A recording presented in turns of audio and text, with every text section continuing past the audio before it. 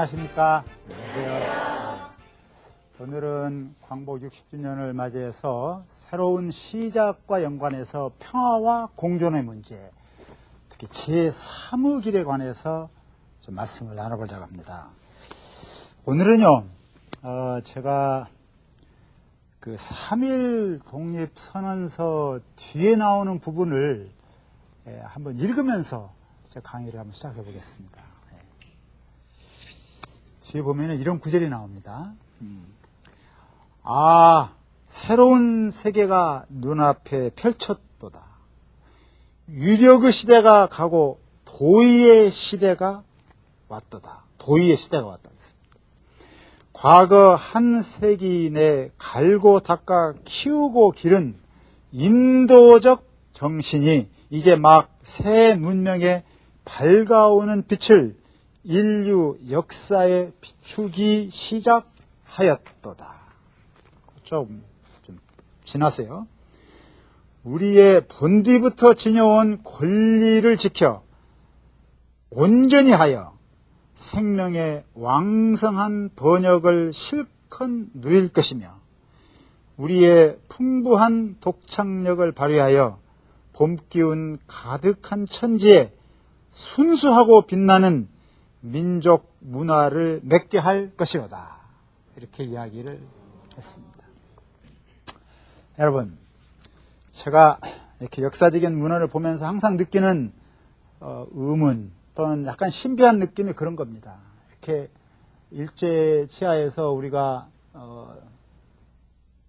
나라를 뺏기고 그래서 이제 물론 평화적인 운동이었지만 아주 정말 결연한 의지로 일제를 몰아내기 위해서 우리의 선조들이 대동단결해서 1919년 3.1운동을 벌였고 이것이 이제 모태가 되어가지고 일본에서도 오사운동이 벌어지고 아주 굉장히 세계사적으로 아주 그 중요한 운동입니다. 이게 또 순수한 평화운동이고요. 폭력을 쓰지 않았으니까요. 이걸 그런 운동이지만 그런 아주 절실한 어떤 그런 사명감과 헌신감을 가지고 몸을 던지면서 많은 위험을 무릅쓰고 하는 그런 운동들이 항상 그 뒷부분에 가면은 단순히 일본을 탓하는 것이 아니고 또 우리를 탓하는 것도 아니고 하여튼 뭔가 이게 세계 평화를 위해서 인도주의적인 정신을 내걸고 우리 민족이 드디어 이런 기운을 받아서 이 세계 역사에 공헌할 수 있는 때가 드디어 오는구나. 우리 드디어 분발하자. 하는 어떤 그런 굉장한 자부심을 주는 그런 선언문들이 3.1 독립선언서만이 아니고 많은 문건들에 드러나고 있습니다. 이게 우리 선조들이 가졌던 꿈인 것 같아요. 현실이 아무리 어렵더라도 우리의 이상과 꿈은 항상 좀 멀고 높은 데 있고 그것을 끊임없이 이야기하고 그걸 통해서 자기긍지를 느끼고 보람을 느끼고 또는 맡은 민족적인 자부심을 느꼈던 게 우리의 선조가 아니었을까 그렇게 생각합니다.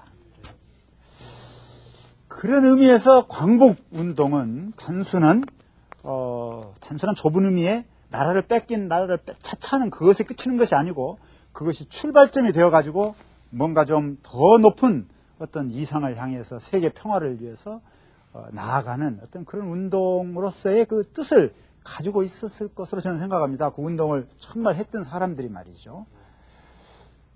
그러나 여러분, 3.1운동 독립선언서는 그렇지만은 사실 지난 60년 동안의 우리의 경험을 보면 그렇습니까? 정말 거듭 얘기합니다만 이건 우리의 선택이 아니었습니다만은 어찌됐든 우리는 분단이 됐고 이 땅에 있어서는 안 될 동족 상전의 전쟁이 일어났고 냉전체제 하에서 극단적으로 불신하고 싸우고 도저히 화해 불가능한 이 지구상에서 정말 악마처럼 우리가 북한에 대해서 증오심을 갖고 이랬던 시절을 우리가 겪어왔습니다. 이게 어떻게 보면 우리의 가까운 과거이고 또 이것으로부터 우리가 완전히 지금 자유로운 상태냐 하면은 완전히 자유롭다고는 또 아직 이야기를 못하는 그런 상태 아니겠습니까? 그게 이제 우리의 현주소입니다. 또 다른 한편에는 어떻습니까? 요즘 민주화가 되고 있다고 하지만은 굉장히 많은 갈등들이 일어나고 있잖아요. 온 군데서 지금 갈등이 일어납니다. 뭐 노사 갈등은 노사 갈등대로 예수님 뭐 지역 갈등도 굉장히 심각하고 뭐 젊은 세대와 또 나이 드신 세대 사이에도 하여튼 세대 간의 갈등도 뭐 심각하고요. 그렇죠? 뭐 남북 간의 또는 여야 사이의 갈등 뭐 이런 걸 떠나서 하여튼 갈등이 굉장히 많아지는, 그래서 때로는 야 이거 민주화가 위기에 직면한 것이 아닌가 그런 생각을 또 하시는 분들도 계신단 말이에요. 그래서 이제 그러면은 우리가 여기서 과연 제2의 광복을 어떻게 할 것이냐, 우리의 선조들은 무엇을 생각했고 또 우리 안에서 그 선조들의 뜻을 이어서 더 나아갈 수 있는 어떤 그 근거가 있다면은 과연 그게 뭐겠느냐, 이런 걸 다시 한번 생각해 봐야지 되겠고요. 이걸 우리는 평화와 공존이라고 하는 큰 화두로 잡을 수 있지 않을까. 그리고 그 길로 가려고 하면은 우리는 정말 이제 역사적인 대타협도 하고 제3의 길, 생산적인 제3의 길을 좀 걸어가야지 되겠다. 그런 생각을 말씀드려 볼까 합니다. 근데요, 뭐 많은 또 변화가 일어나고 있는 게 사실입니다. 6.25는 참 우리에게 고통스러운 민족 전쟁이었지만은 또 6.15는 역사적인 정상회담이 성공했던 날이었고, 그것이 계기가 되어가지고 많은 변화가 지금 일어나고 있는 거 아닙니까? 지금 10,000명이 넘는 이산 가족들이 서로 상봉을 했고요. 10만 명이 넘는 사람이 지금 북한을 방문했고요. 그리고 금강산 관광을 한 사람이 이제 100만 명을 넘었습니다. 그리고 지금 개성공단에서는 우리가 적극적으로 도와줘가지고 거기서 지금 불철주야 제품들이 만들어지고 있고 부분적으로 우리나라도 지금 들어오고 있고, 남북 간의 화해와 협력이라고 하는 것도 생각해 보면 굉장히 불행했던 과거에도 불구하고 이미 돌이킬 수 없는 어떤 강을 건넜다, 돌아오기 힘든 지점으로 우리는 이미 진입했다, 그렇게도 이야기할 수 있을 거예요. 수많은 갈등이 있지만 또 우리를 바깥에서 보면은 또 한국 사회처럼 말이죠, 정말 역동적으로 그 많은 갈등들을 몸에 안으면서 무너지지 않고 하여튼 이게 박력 있게 역동적으로 나아가는 모습을 또 보여주고 있습니다. 이게 우리도 모르는 사이에 어떤 힘이 우리한테 있는 것 같아요. 내 생각에는.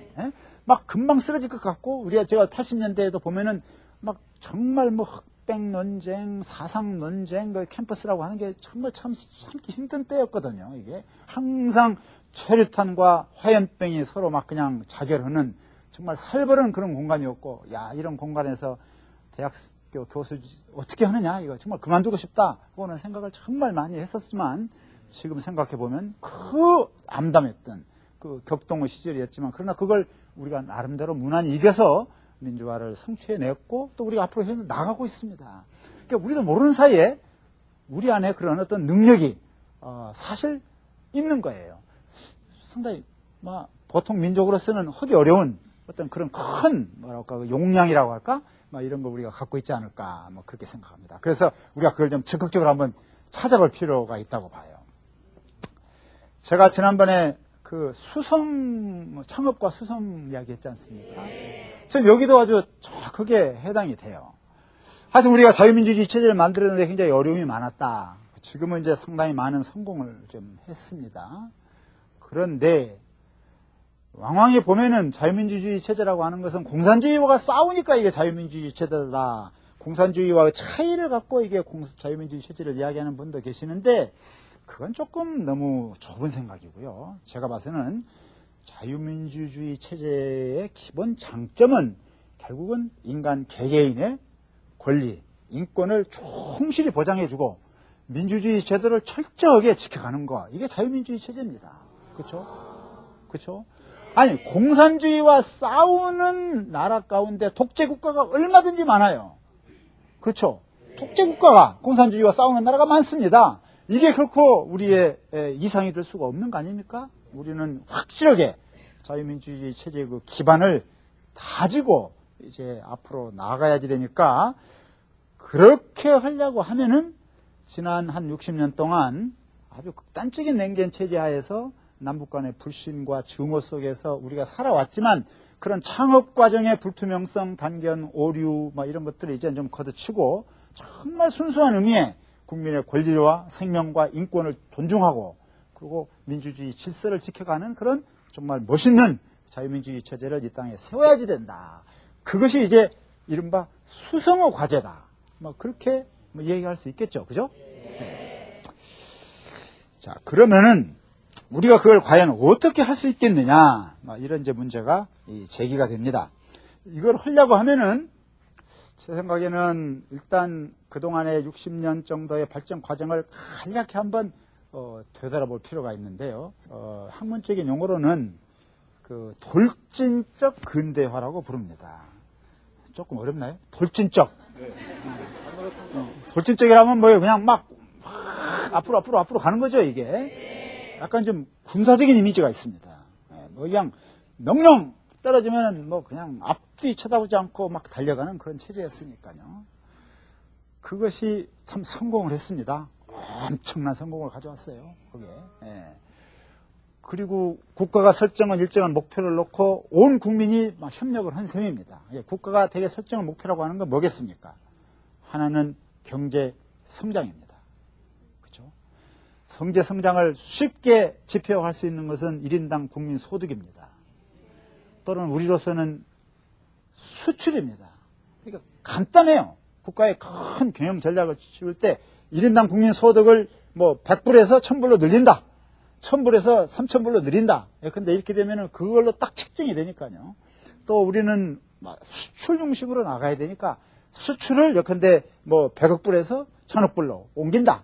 뭐 이렇게 발전 목표를 세우면은 나중에 평가를 할 때 이 목표가 얼마나 조기 달성되었느냐를 가지고 평가할 수 있겠죠.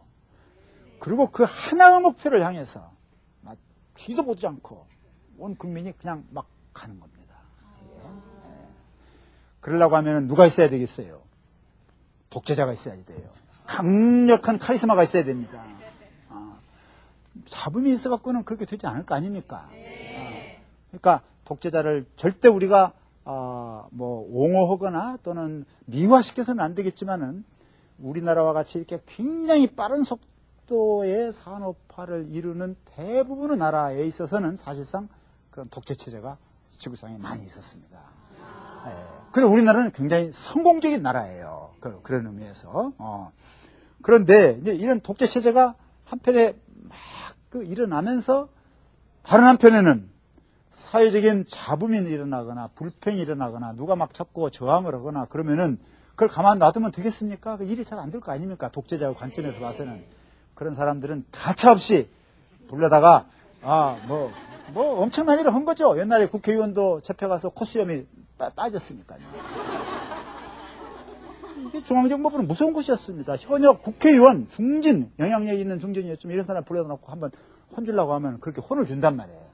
많은 사람들이 불법적으로 체포가 되고 감금이 되고 해서 실종이 되고 죽고 그랬습니다. 수많은 인권 억압이 일어났어요. 그러니까 결국은 이런 돌진적인 근대화를 하려고 하면은 나라를 근본적으로 두 개의 양두마차로 끌고 가게 됩니다. 하나는 경제 개발이에요. 경제 개발의 중추부가 있습니다. 옛날에는 그걸 경제기획원이라고 불렀습니다. EPB라고 불렀어요. 막강한 데입니다. 거기에는. 그리고 다른 하나는 이게 이제 무력을 행사하는 데예요. 안보를 책임지는 데입니다. 거기에는 그냥 무시무시한 데죠. 누구든지 마음에 안 들거나 잘못한 사람은 데려다가 그냥 혼주고 뭐 감옥에 넣고 뭐 경우에 따라서는 생명의 위협을 당하는 그런 위협적인 그런 곳이고, 따라서 이곳은 근본적으로 군이 통제를 하는 곳이라고 볼 수 있습니다. 안보기관이 통제하는 데예요. 여기는 이제 고급 경제 엘리트가 통제하는 것이고, 이제 두 쌍두마차를 갖고 나라를 운영하는 체제, 이게 이제 관료적 권위라고 볼 수 있고, 관료적 군위주라고 볼 수 있고, 그런 체제에서 일어나는 근대화 양상을 우리는 돌진적 근대화다, 이렇게 볼 수 있습니다. 근데 그 뒤에 어떻게 했느냐? 나라가 동원할 수 있는 모든 자원을, 국내 자원, 외국에서 빌려들인 돈, 뭐 나라가 베풀 수 있는 여러 가지 경제적인 혜택들, 조세 혜택, 금융 혜택, 뭐 모든 혜택들, 이것들을 일사불란하게 동원해가지고 수출을 자르는 기업에다가 막 더 많이 대주고, 그렇잖아요. 경제에서 빨리빨리 앞서가는 사람, 정부의 그 방침에 호응해서 하는 사람들한테 집중적인 투자를 해 주었습니다. 딴 건 생각하지 않고요. 그리고 막 산업을 몰아줬어요. 이게 외국에서 한 200년, 300년에 걸쳐 했던 것이 우리는 불과 30년 안에 벌어지니까요. 그게 뭐 무서운 거 아닙니까, 이게? 그런데 그렇게 참 인상적으로 발전했던 것은 좋은 점이지만, 그러나 또 다른 한편 그렇게 빨리 변하다 보면은 당연히 부작용이 많은 겁니다. 그게 지금 문제예요. 그리고 지금 생각해 보면 과거에 그 광복을 생각하고 온몸을 바쳐서 광복 운동을 하고 했던 그런 분들이, 그분들이 꿈엔들 우리가 해방된 다음에 국토가 분단되고 이 땅에서 전쟁이 일어나고 남과 북이 저렇게 서로 등을 던지고 싸워서 냉전 체제 하에서 그냥 죽기 살기로 이렇게 싸우게 되는 미래가 있으리라고 꿈엔들 생각을 했겠습니까? 이건 정말 생각할 수 없는 현상이거든요. 그러니까 자연스럽게 이걸 과연 어떻게 극복해서 한반도의 평화를 만드느냐라고 하는 것은 원래 광복이라고 하는 그 말에 들어있는 너무너무 소중한 뜻이고, 우리가 그것을 결코 잊어서는 안 되겠죠.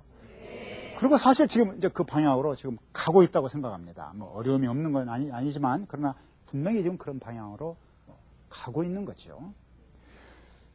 또 그렇게 급속한 산업화를 하다가 보면은 결국 부작용이 많이 일어나게 되는데, 그렇게 되면은 아무래도 소수의 재벌들을 막 만들어가게 됩니다. 그래서 많은 사람과 적은 사람들 사이의 격차가 아무래도 늘어나게 되고, 지역 간의 편중 현상이 일어나게 되고, 또 기업은 정경유착이 돼가지고 아무래도 정부가 손잡고 가야 되니까요.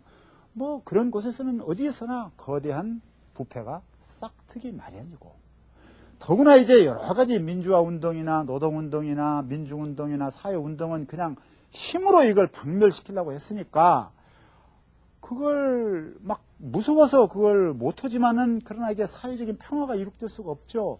왜냐하면은 갈등이 항상 이제 지하로 숨게 되니까요.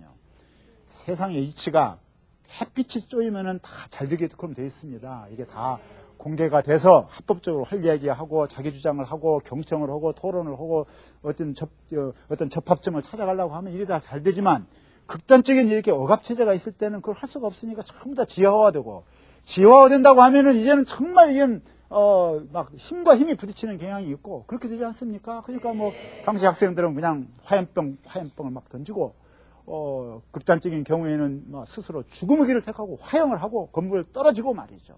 저도 대학교 있을 때 80년대 그 경험은 정말 너무 참담합니다. 정말 그 자기 자녀들, 정말 꽃다운 애들, 정말 이상을 갖고 부모들은 대학교를 보냈는데, 대학교에 돌아온 다음에 이 현실을 보고 완전히 그 인생을 바꾸어가지고 노동 현장으로 뛰어들고 운동을 하게 되고 수많은 자기 희생을 하고, 그런 과정에서 부모와는 대화가 정말 어렵고, 그리고 학생들은 부모에 대해서 너무너무 죄송해 하니까요. 그건 다 있으니까요. 너무 부모한테 죄송해 하고, 그걸 정말 해소할 방법이 없고, 그러면서 점점 또 대화는 점점 어려워지고, 그런 과정을 거쳐갔던 그 학생들을 제가 보면서 참 우리 현실이 너무 참담하다, 그런 느낌을 받았는데, 어찌됐든 이 갈등이라고 하는 게 평온화가 되지 않고 잠복된단 말이에요. 지화가 되면은 이게 폭력화될 가능성이 항상 있는 거거든요. 그렇게 되면은 이 갈등을 관리하기가 점점 어려워집니다. 한번 갈등이 터지면은 그냥 폭발적인 갈등이 하나 터지고, 그리고 이 갈등이 터지면 온 사회가 막 들끓는 거예요. 그 하나로. 요즘은 뭐 여기저기서 수많은 뭐 분규가 일어나지만, 뭐 그렇게 물론 그게 좋은 일은 아니죠. 그러나 막 우리가 그렇게 이기 때문에 큰일 났다 그런 건 좀 적잖아요, 이게. 뭐 저런 이것도 있고, 저런 것도 있고, 이런 걸 통해서 우리가 민주주의 국가를 좀 건설해가는 과정에서 우리가 부딪히는 일종의 홍역이고, 적절한 법적인 절차를 밟아서 우리가 그걸 해결해 갈 수 있다라고 하는 어떤 그런 신념과 믿음을 갖고 있기 때문에 크게 이렇게 동요하지는 않아요, 사회가. 그 부분은 물론 걱정이죠. 그 회사는 물론 걱정이죠. 그러나 그걸로 인해서 사회 전체가 움직이거나 그러진 않아요. 그러나 그 옛날에는 하나만 터지면 그냥 사회가 들끓는 말이에요. 그런 어떤 그 현상이 있었으니까요. 어떤 사회를 가면은 지배층과 일반 서민이 확 단절이 되어 있어요. 그래서 일반 서민들은 정치에 대해서 관심도 없고, 정치는 우리가 할 일도 아니고 저 사람들이 할 일이고, 우리는 그냥 따라가기만 하면 되고, 그 다음에 여기에 있는 모든 불만이나 뭐 이런 것들은 그냥 그들의 사생활을 통해서 어떻게든지 가족과 만난다든지 친구와 뭐 불평을 얘기하는데, 그래서 사적으로 이걸 해결하는 것으로 거의 이렇게 간주되고 있는 그런 나라들이 비일비재해요. 굉장히 많아요. 우리는 그렇잖아요. 우리는 역사적으로 놓고 볼 적에 사회의 중심 부문, 이게 메인스트림, 이게 주류라고 얘기할 수 있는데 이 주류가 물론 기득권을 향유하고 있습니다. 많은 부분이. 그건 사실이에요. 그렇지만 이 사회의 주류를 유심히 살펴보면 바로 그 주류 안에 기득권층을 따라가기보다는 바로 우리 사회를 유지하고 있는 이 건강한 일반 서민들, 민중들을 이해하고 그들을 위해서 싸우려고 하는, 그들의 권익을 대변해 주려고 하는, 그리고 그들과 함께 이 사회를 같이 발전시켜야 된다고 하는 그런 어떤 의식, 실천, 능력 이런 것을 상대적으로 갖고 있는 집단이 많은 것이 우리나라의 참 특징입니다. 이게 우리의 장점이에요. 이게 있기 때문에 우리나라가 제대로 가는 거라고 나는 확신합니다. 근데 이게 갑자기 생긴 건 아닙니다. 조선시대 때부터 선비들 생각은 그랬습니다. 이게 민본주의예요. 모든 정치라고 하는 것은 그 국민의 생활을 안정시키고 복리를 증진시키고 그것이 곧 당시의 정치가 해야지 될 일이다라고 하는 그런 투철한 신념을 갖고 있었던 우리의 참 훌륭한 선비들이 많이 있었거든요. 그것이 이제 우리의 역사적인 전통이 되고 뿌리가 되어가지고 오늘날까지 계승되고 있고 그것이 이제 80년대면 80년대 학생들의 깊은 영향을 미치고 그래서 그들이 이제 정말 노동자, 농민, 빈민, 힘없는 소수 집단들 그 옆으로 자꾸 가게 되고 이렇게 되면서 이제 민주화가 일어나면서 노동운동도 더 많이 일어나게 되고 말이에요. 이런 어떤 굉장히 건설적인 모습을 보이게 됐는데 제가 받은 체험은 이런 겁니다. 그러니까 바로 이런 건강한 중산층이 깨어있는 중산층이 기득권에 함락당하지 아니하고 바로 이 우리 사회의 주류 집단을 건강하게 만들고 그걸 통해서 이 소외된 집단들과 화해를 가능하고 같이 동참할 수 있는 사회를 만들기 위해서 참 애쓰는 이런 집단이 우리 사회에서 계속 늘어나고 있다고 하는 이건 정말 우리의 희망이다. 제가 80년대에 있으면서 수많은 외국 기자들하고도 만나고 막 그 당시는 학백 논쟁이 강하기 때문에 막 또 굉장히 이념적인 논쟁이 많았습니다만은 저한테 여러 번 질문할 때 그렇지 않다. 두고 봐라. 이 80년대를 살았던 이 세대들 안에 건강한 어떤 도덕성이 살아있다. 그러므로 이 집단들이 결국 우리 사회를 앞으로 이끌고 갈 것이다. 하고 항상 이야기했었는데요. 그것이 어느 정도 현실화되고 있는가는 좀 더 지켜봐야지 되겠지만 저는 지금도 그런 흐름이 우리 사회에 지금 도저히 깔려가고 있다 생각합니다. 제가 80년대에 대학교에서 가르치면서 81년부터 89년까지 학생들한테 매번 한 학기도 빼놓음이 없이 학생들한테 리포트를 내라고 합니다. 그걸 보통 자기 발견적인, 자서전적인 말이죠. 바이오그래피컬한 그런 이제 분석인데 자기의 삶의 역사 안에 들어가서 고통스러운 그런 긴장과 갈등 상황을 찾아가지고 그것이 뭐고 어떻게 이걸 해소했는지를 자세하게 적어갖고 제출하는 그런 자기 삶의 보고서를 스스로 분석한 그런 보고서를 내도록 제가 요구를 합니다. 그것은 어디서 베낄 수가 없어요. 왜냐하면 자기만이 알고 있는 거니까요. 그렇잖아요? 제가 그 보고서를 매 학기마다 받고 그걸 읽으면서 정말 깊은 감동을 느꼈어요. 왜냐하면 그 당시 학생은 어느 누구보다 대화하기 어렵습니다. 부모하고도 어렵고 교수하고도 어려운데 그 어려운 상황 속에서 자기 자신을 정말 깊숙이 내다보고 자기의 그 내면 세계를 보면서 갈등을 보면서 내가 왜 이런 갈등을 느끼고 있는가라고 하는 것을 적은 그 글들을 제가 보면서 그 안에 무서운 이 미래를 이끌어가는 어떤 힘이 바로 여기서 나오는구나 라고 하는 것을 정말 아주 절감했던 적이 참 있었어요. 그게 굉장히 나한테 위안이 됐습니다. 그래서 제가 이제 나중에 이걸 전부 다 모아보니까 2,400개가 됐어요.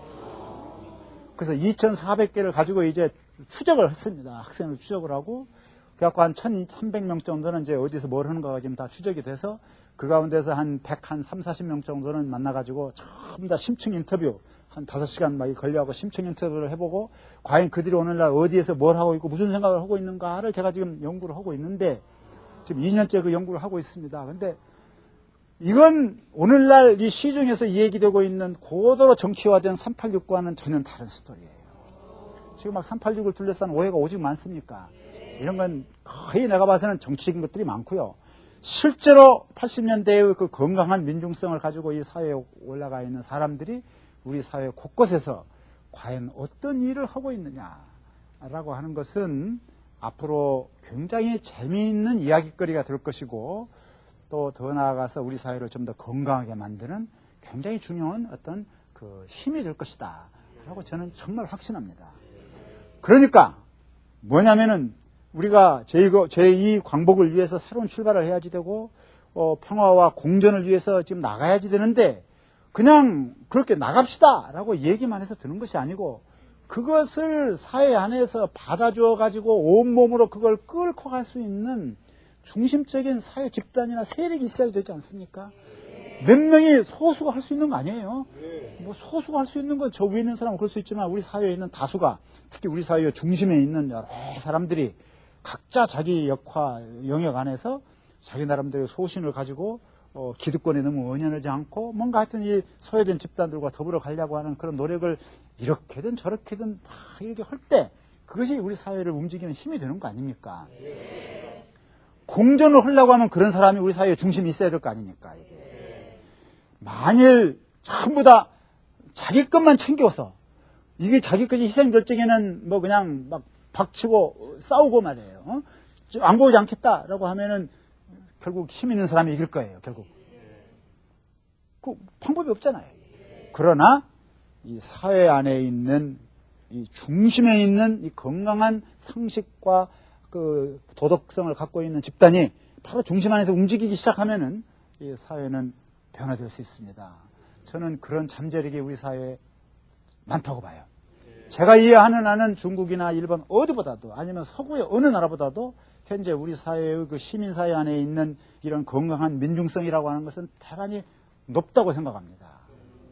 단지 현재 정치적인 아직도 정치적인 그런 그 분위기가 강하니까 모든 걸 너무 정치적인 눈으로 받아보니까 우리가 갖고 있는 이 진주 같은 우리의 고유한 가능성을 제대로 지금 보지 못하고 있을 뿐이지, 그러나 그런 힘은 지금 계속해서 발전해 가고 있다. 그렇게 제가 이야기 꼭 하고 싶어요. 그러면 이제 과연 우리는 어떻게 할 수 있겠느냐, 이런 문제가 제기됩니다. 사회 갈등은 굉장히 많은데 그런 갈등을 우리가 이제 치유를 해야 되지 않겠습니까? 그러려고 하면은 제3의 길을 걸어가야지 된다라고 하는 것이 저의 기본 입장입니다.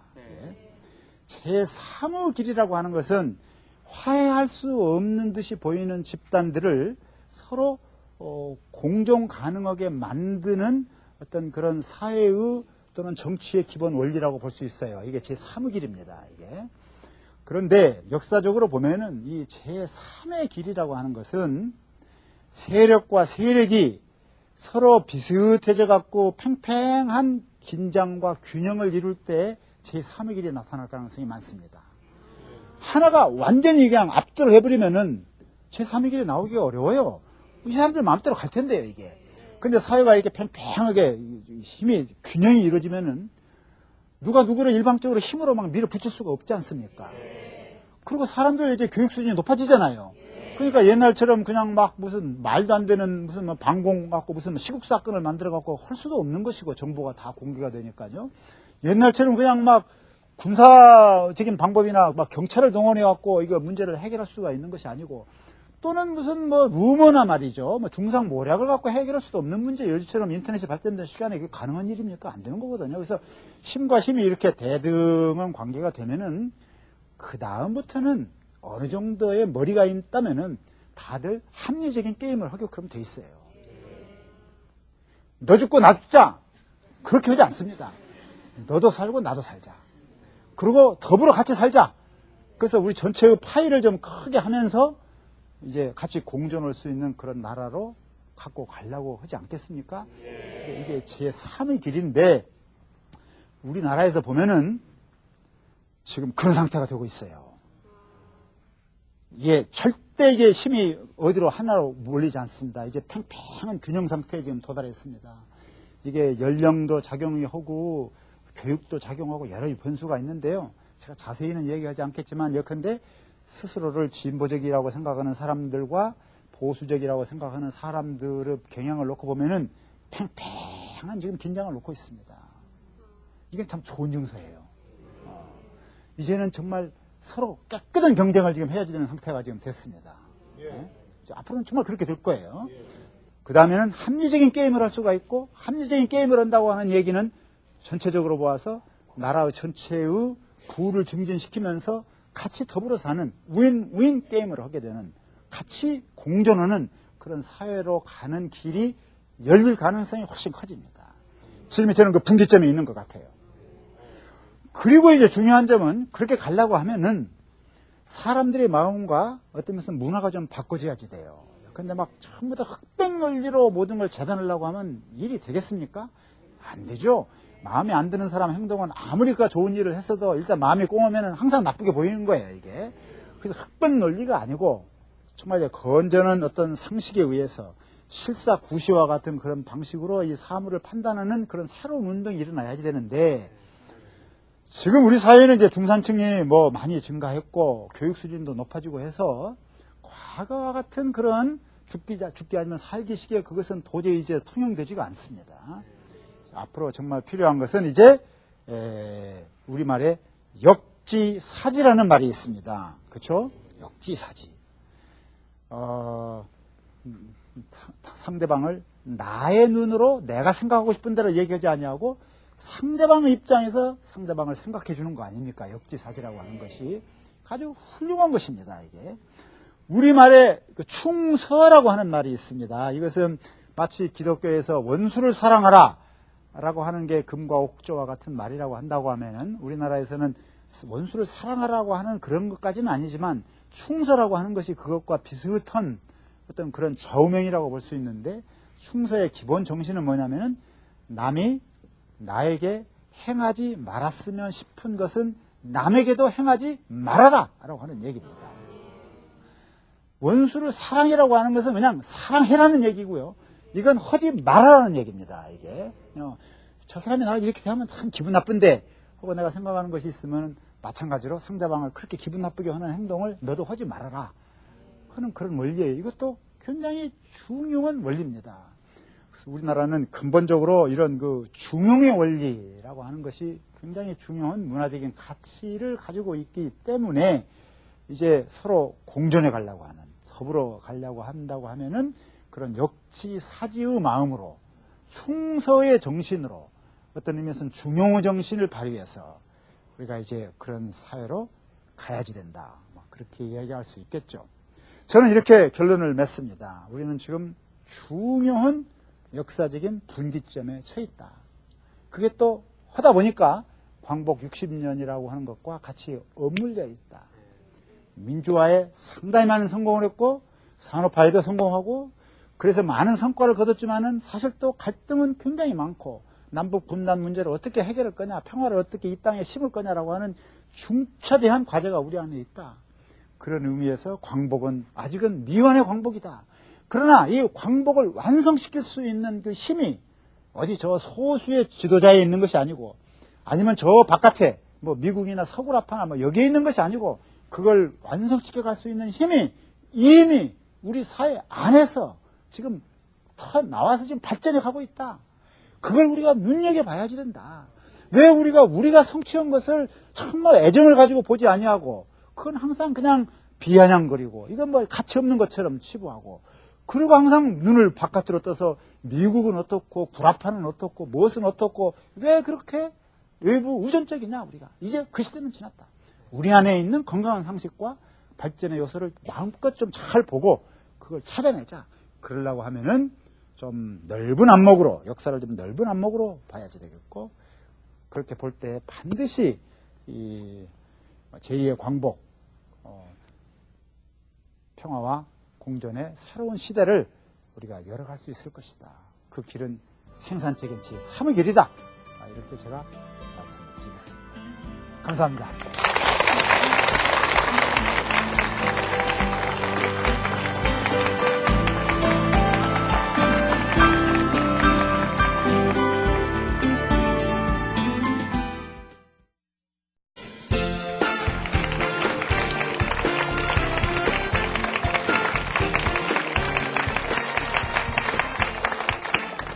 안녕하십니까. 안녕하세요.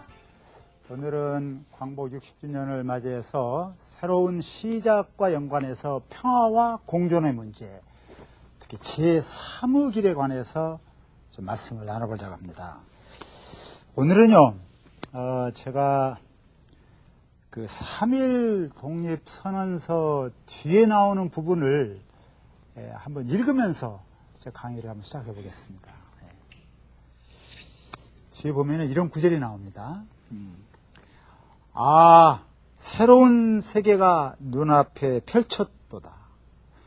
유력의 시대가 가고 도의의 시대가 한복운동은 단순한 좁은 의미의 나라를 차차하는 그것에 그치는 것이 아니고 그것이 출발점이 되어가지고 뭔가 좀 더 높은 어떤 이상을 향해서 세계 평화를 위해서 나아가는 어떤 그런 운동으로서의 그 뜻을 가지고 있었을 것으로 저는 생각합니다. 그 운동을 정말 했던 사람들이 말이죠.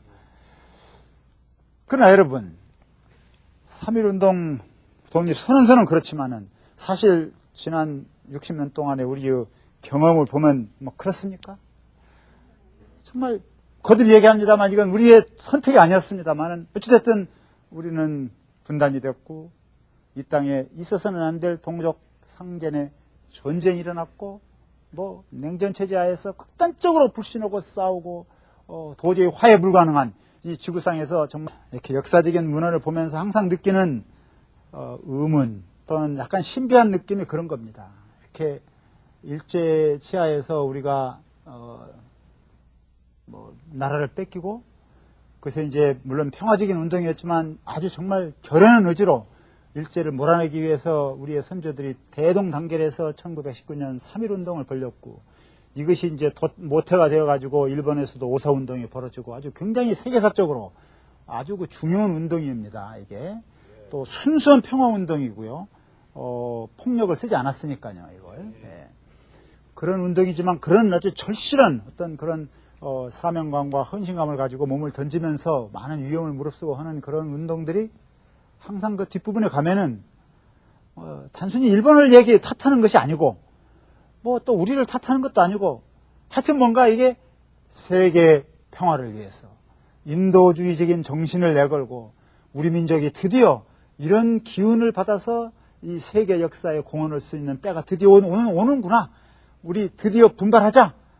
하는 어떤 그런 굉장한 자부심을 주는 그런 선언문들이 3.1 독립선언서만이 아니고 많은 문건들에 드러나고 있습니다. 이게 우리 선조들이 가졌던 꿈인 것 같아요. 현실이 아무리 어렵더라도 우리의 이상과 꿈은 항상 좀 멀고 높은 데 있고 그것을 끊임없이 이야기하고 그걸 통해서 자기긍지를 느끼고 보람을 느끼고 또는 맡은 민족적인 자부심을 느꼈던 게 우리의 선조가 아니었을까 그렇게 생각합니다. 그런 의미에서 광도다. 도의의 시대가 왔다. 과거 한 세기 내 갈고 닦아 키우고 기른 인도적 정신이 이제 막 새 문명에 밝아오는 빛을 인류 역사에 비추기 시작하였도다. 좀 지나세요.